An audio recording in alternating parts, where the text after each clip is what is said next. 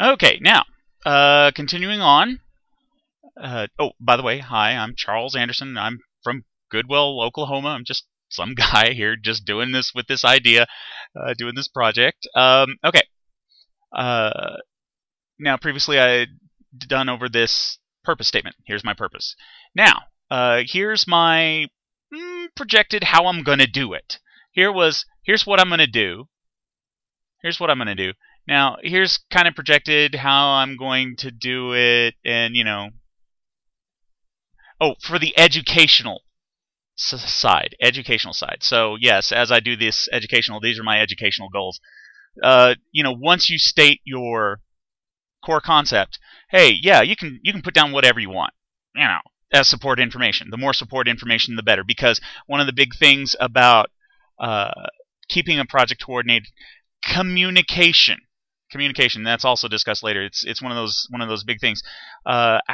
You've got to know what you're doing, how you're going to get there, and that way you're able to plan for whatever might happen, or be able to adapt the model. Because here's where we're now. The rest of the document from here is my guidelines for adapting to things which threaten this. So, all right. So for the educational side, the initial, and also the video game side, the initial set of official tutorials will be in the C# language, which is the one of the tools that I'm going to be using. It'll be under Microsoft's Visual Studio Express environment for that company's XNA video game platform. One day, somewhere in Microsoft said, "Hey, let's start this through the pipeline. Why don't we have, to add to the video game industry, where somebody who wants to make a video game will make this platform, this XNA concept, where hey, somebody can get experience, learn how to do video games for the industry." Now, I'm either going to be a reflection or expansion of that concept. Hey, this is their concepts as far as, or maybe it was the heart and soul. It's not going to be XNA. I'll be using XNA, but this concept I'm putting forth, it's just, hey, I like video games. The people who are listening to this like video games, so that's their take on it, and this is my take on it, and I'll be using their part of theirs because they came up with it first, and I like it. This is my executive decision. So I'll be developing this game for their XNA game platform. Of course, obviously, I'll be expanding it because some of my concepts aren't in theirs, and so hopefully my educational will help shore up theirs, and theirs shoring up mine. So this is part of fun of any project is, whose stuff are we going to be using? Are we using somebody else's concept? Well, the reason that I started this out, stay on track, Charles. Okay, so for their computer, definitely. Xbox tentatively, because they wanted to be able to have programmers to design for their Xbox so that they could sell. They get a percentage of that. Great. But of course, me, at this point in time, my budget is 0. Yeah. Now I will actually be investing into my own business as I go, and I'll go into other stuff about that. So Xbox tentatively. Zune, I don't have a Zune. It sounds cool. Doesn't seem to have as much power as these two, and not for the thing, but hey, maybe I'll throw in some stuff for that. All right, so that's how I'm going to code up the game, because the game needs the program. Here's how I'll do the program. Then it needs assets, and so I'll be using the 2D art texture assets to be created with GIMP. So obviously, if I'm going to use it, I've got to show how to use it as part of my tutorial series. This is executive decision from me to me. And to give credit where credit's due, Microsoft for the programming. It'll be, well, I'll be programming, but I'll be using their stuff, their tools. And so for the GIMP, this is created by Spencer Kimball, Peter Mathis, the GIMP team. Thank you, guys.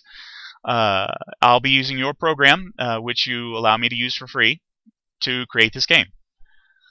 The 3D art assets I'll be creating in Blender. Again, somebody said, hey, let's make this available to people who want to do it. And we choose to, let it go for free. Like Microsoft, this section of their company, they're saying, hey, we want gamers and programmers to do this for free. So music and audio to be created using Music Creator. Oh, and here's credits for Blender. Music Creator Pyro from Cakewalk. Now let me highlight Cakewalk. This is the company that made these tools. Now, the only reason that I'm using this because this betrays the zero budget, but it's still pretty cheap. And the reason I'm using it is because I already have the program. I already am familiar with it from my personal audio creation days, which will I still use it. It's a great program that I love. So yeah, I got that for $100. That will go into the video game budget. Now, however, if somebody from the community that I predict, sorry about that, that I predict developing, if they want to cover the freewares from, I say freewares, openwares, it's words. Just communicate the concept. Like GarageBand, or I think it is free. I know Cakewalk already. This is the one that I'm going to use. Executive decision. All that. Plot concept presentation. Because this is part of the video game, you've got to document it for yourself. It's just smart to document stuff for yourself as well. And so for the documentation for self, that is not the code which is here. It's the support information. So plot concept presentation to be developed using OpenOffice from openoffice.org. And although I'm using other softwares, I do not consider that to be part of the official tutorials. Okay, time. Should I stop there? Should I keep going? Well, no, keep going.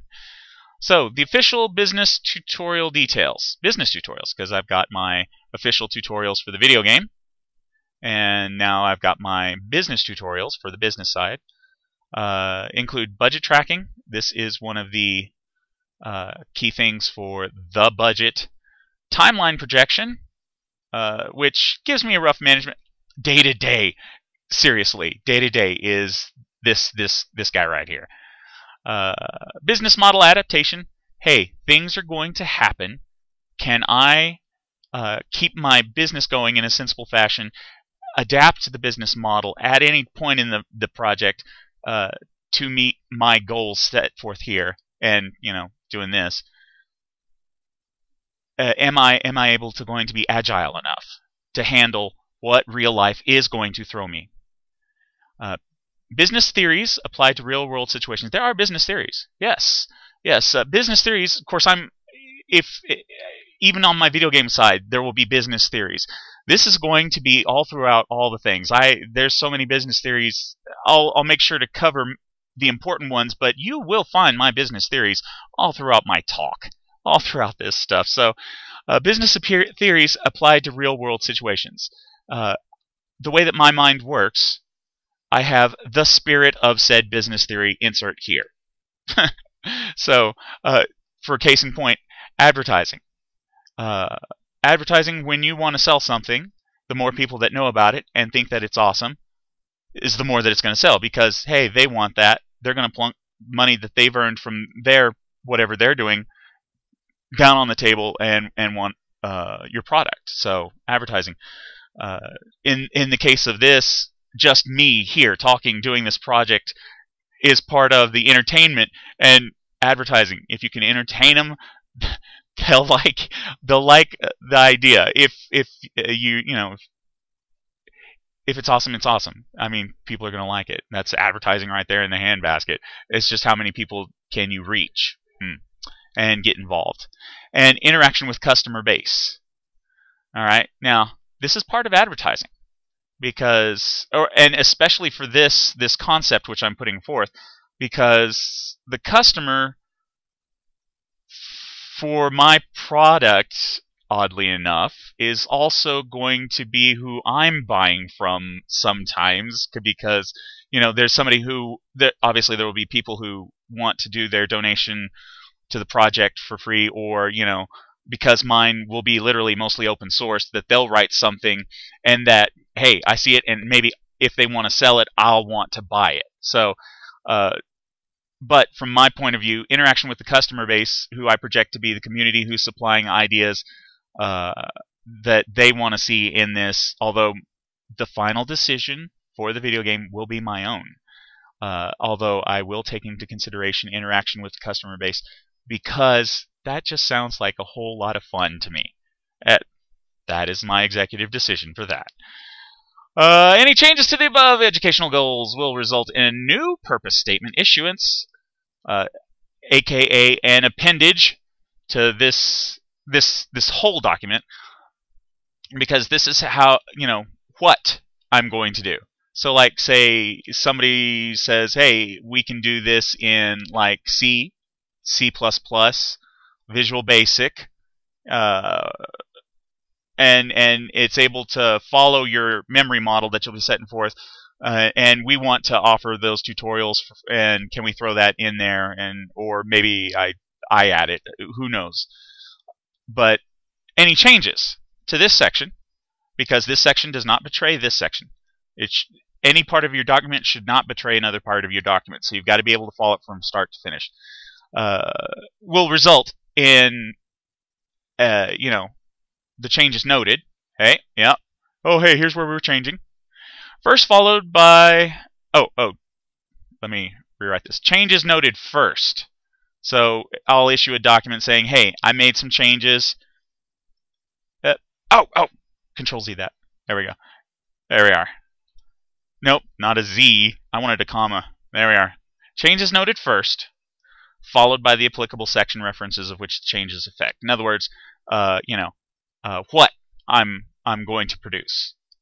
And, so it'll be like, hey, I made a change, and this is the change, and it affects what I'm going to produce. This is a spot where I should stop. Okay.